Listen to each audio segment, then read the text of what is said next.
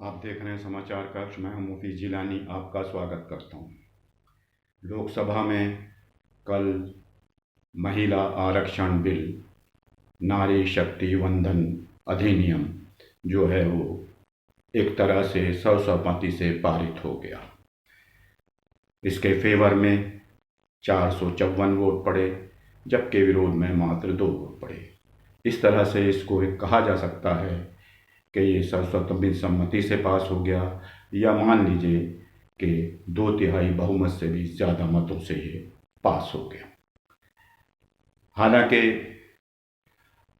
राज्यसभा में अब इस पर चर्चा होगी, वहाँ से पास किया जाएगा, और अगर कुछ संशोधन आते हैं तो हो सकता है इसको स्टैंडिंग कमेटी में भेजा जाए, लेकिन इसकी संभावनाएं कम हैं, क्योंकि सरकार का इसका हमेशा से जो पिछले 9 साल 9.5 साल का रवैया रहा है, वो किसी संशोधन को एक्सेप्ट नहीं करती और किसी बिल को स्टैंडिंग कमेटी में भेजने का पर ये यकीन नहीं रखती है। इसलिए इसमें पर भी संशय है।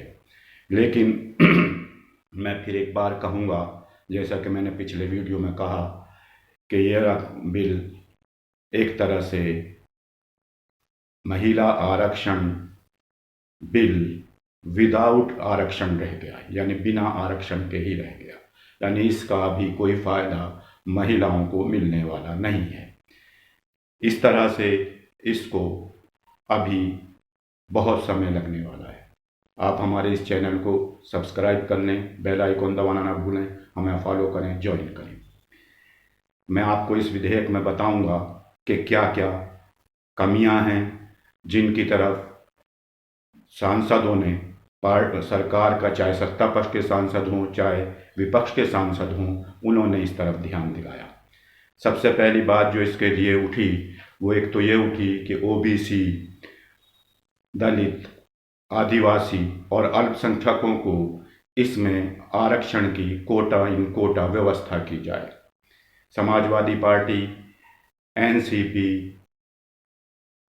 डीएमके और जनता दल यूनाइटेड, कांग्रेस, सभी पार्टियों ने इस बात की मांग उठाई कि जब तक इसमें ओबीसी के लिए, अल्पसंख्यकों के लिए या आदिवासी और दलितों के लिए अलग से इन कोटा व्यवस्था आरक्षण की नहीं की जा सकती है, तो महिलाओं के साथ न्याय नहीं हो सकता है। यानी कुछ सीमित वर्ग की महिलाएं ही इसका फ़ायदा उठा पाएंगी, जबकि हमें पूरे देश की आधी आबादी को इसके अंदर कवर करना चाहिए।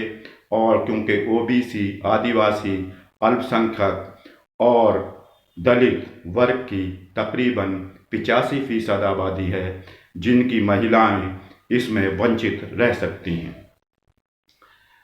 दलितों को एक तरह से, क्योंकि दलित कोटा है या अनुसूचित जनजाति का कोटा है, उसमें उसी कोटे में इनको शायद कर लिया जाएगा, तो हो सकता है कि कुछ दलित महिलाओं या अनुसूचित जाति एसटी की महिलाओं को लाभ मिल जाए, लेकिन अल्पसंख्यक, ओबीसी और आदिवासी महिलाओं को इसमें शायद लाभ नहीं मिल पाए। व्यवस्था ही नहीं है, तो इस तरह से इसका फ़ायदा उनको नहीं पहुंच पाएगा। इसलिए ये ज़रूरी था कि इसमें इस तरह की व्यवस्था की जाए। ज़्यादा यहीं तक बीजेपी की उमा भारती, जो मध्य प्रदेश की पूर्व मुख्यमंत्री भी हैं, वरिष्ठ नेता हैं, केंद्र में मंत्री रही हैं, उन्होंने भी इस बात की मांग की है।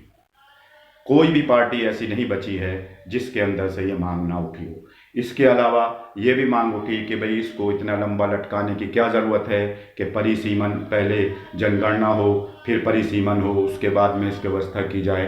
तो इसको अभी भी जो 543 की हमारी संख्या है लोकसभा की, उसमें इसकी व्यवस्था कर देनी चाहिए, ताकि आने वाले विधानसभा चुनाव और लोकसभा के चुनाव में इसका फ़ायदा महिलाओं को हो सके। और 2024 में जो लोकसभा चुनाव हुए हैं उसमें 181 महिलाओं की ये गारंटी हो जाए कि 181 महिलाएं तो सांसद चुन के लोकसभा में पहुंचेंगी। लेकिन सरकार ने इसको अभी टाल दिया है एक तरह से, और वो जनगणना के बाद और परिसीमन के बाद ही इस विधेयक का फ़ायदा हो पाएगा, और वो 2029 तक पूरा हो पाएगा या उसके बाद में होगा, अभी इसका कोई टाइमलाइन नहीं है, कहा नहीं जा सकता। इसलिए इसको कहा जा रहा है कि ये अभी 2024 के चुनाव से पहले मोदी सरकार ने एक जुमला भर महिलाओं को दिया है, ताकि उनको ये भ्रमित किया जाए कि उनको हमने आरक्षण दे दिया लेकिन उनको लाभ नहीं मिलेगा, और ये भ्रम में उनको डालकर वोट हासिल किए जा सकें।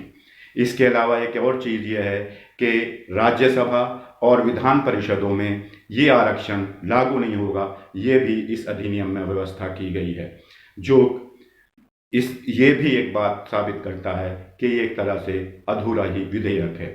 इसके अलावा इसमें यह कहा गया है कि 15 साल तक के लिए व्यवस्था की जा रही है, उसके बाद में देखा जाएगा कि क्या अभी इसको आगे जारी रखने का क्या ज़रूरत है, तो और अगर ज़रूरत होगी तो फिर ये संसद ही इसको आगे बढ़ाने का प्रस्ताव पास करेगी, संशोधन करेगी, तब इनको, यानी ये एक तरह से मैं समझता हूँ, और ज़्यादातर विश्लेषक भी ये कह रहे हैं कि ये एक तरह से झुनझुना ही थमाया जा रहा है, जिसका ना तो अभी लाभ होने वाला है और ना ही ये बहुत लंबे समय तक महिलाओं को कोई फ़ायदा पहुंचाएगा, क्योंकि इसमें सिर्फ 15 साल की व्यवस्था की गई है। तो कुछ ये चीज़ें ऐसी हैं जिसकी वजह से ये विधेयक अभी भी आरक्षण का विधेयक ज़रूर है, लेकिन ये बिना आरक्षण के ही पारित हो रहा है लोकसभा में, और हो सकता है राज्यसभा में भी पारित हो जाए, राष्ट्रपति का साइन के बाद ये कानून भी बन जाए। लेकिन ये कानून ज़रूर बन जाएगा, लेकिन इसका फ़ायदा अभी महिलाओं को नहीं मिल पाएगा। इसलिए मैं समझता हूँ कि इसके लिए सरकार को ज़रूर कुछ न कुछ ऐसी व्यवस्था करनी चाहिए थी कि जो 2024 के चुनाव में इसका लाभ महिलाओं को मिल सकता। अब आप हमारे इस चैनल को ज़्यादा से ज़्यादा सब्सक्राइब करें, बेल आइकॉन दबाना ना भूलें, हमें फॉलो करें, ज्वाइन करें। मैं मुफीज़ जिलानी अब आपसे इजाज़त चाहता हूँ। शुक्रिया।